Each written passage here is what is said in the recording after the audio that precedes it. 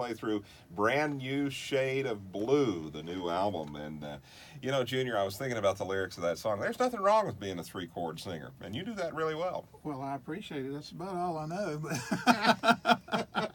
Oh, I don't know about that. Even the old big sawmill G sometimes. But when I first heard this song, I absolutely fell in love with it because that is me.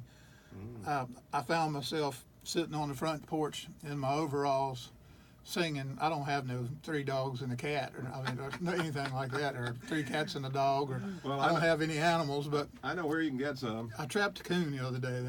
Say that, getting in my trash. But no, I did find myself on the front porch and singing this song, and it fits me to a T. I think Dale Pite and Brinkman wrote it and sent it to me, and when I first got it, I put a hold on it right away, and it's one of my favorite songs on the project, and it's going over really well to all the audiences. Yeah, it's a really good song. I was reminded, listening to this song, of the Far Cry from Lester and Earl that you did before, because this song is kind of a commentary on the music, is it not? It is. It is, exactly. Sort of how you feel about the state of bluegrass music, and I bet we could extend that a little bit and just the state of music in general, and just the way things are going, if you and I think alike. Absolutely, you're right.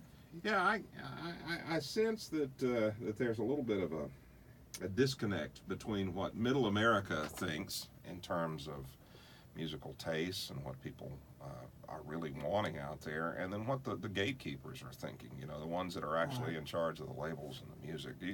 Do you see that happening in bluegrass too?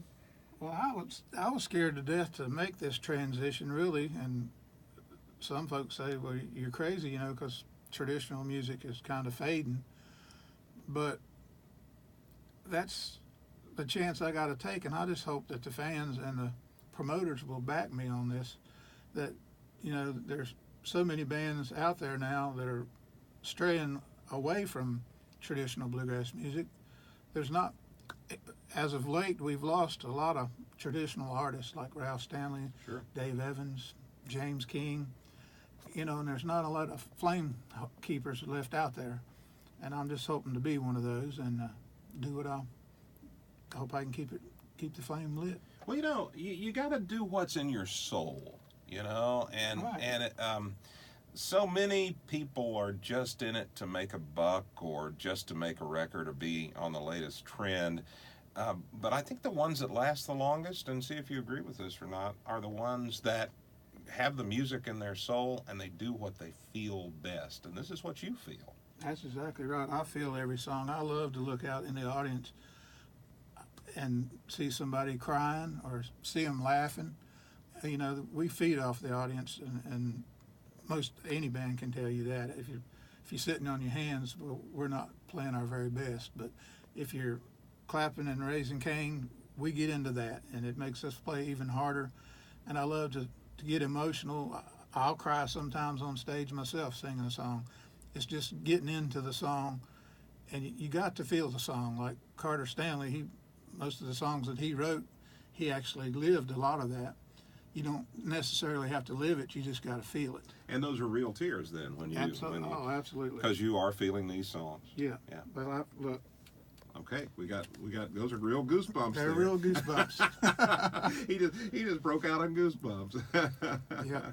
Junior Sisk is my guest, and the album is Brand New Shade of Blue that we're visiting about this morning, and we'll play the next track now. It's a song called The Whiskey and the Guitar. This is a clever little song. Been holding this one for quite a while here. The guys thought it might be a little bit corny, being the guitar and the whiskey talking back and forth to each other. So I just waited till I got my chance to do it on the solo project, and it has done really well for us. It's a battle a lot of artists have dealt with between the bottle and the guitar. Oh, sure. Yeah. And I'd like to say the guitar wins all the time. Yeah. But it is a constant battle. If you take a drink for courage to get you in or to cut the stuff out of your throat. Mm-hmm. Next thing you know, you're depending on it. Yeah. But you're better off depending on the guitar for sure. Yeah. Hopefully that's what'll my end of my career, it'll be the guitar. It won't be the whiskey that gets me. Well, people who struggle with that can take this song as a word of encouragement then. That's right. Whiskey and the guitar. Let's let the guitar win out. Here's Junior Sisk on Bluegrass Junction from the album Deeper Shade of Blue, or Brand New Shade of Blue, excuse me. I've been wanting to call it Deeper Shade of Blue Hey, all along. I've done it myself. That's a different title. And it's the Whiskey and the Guitar on Bluegrass Junction.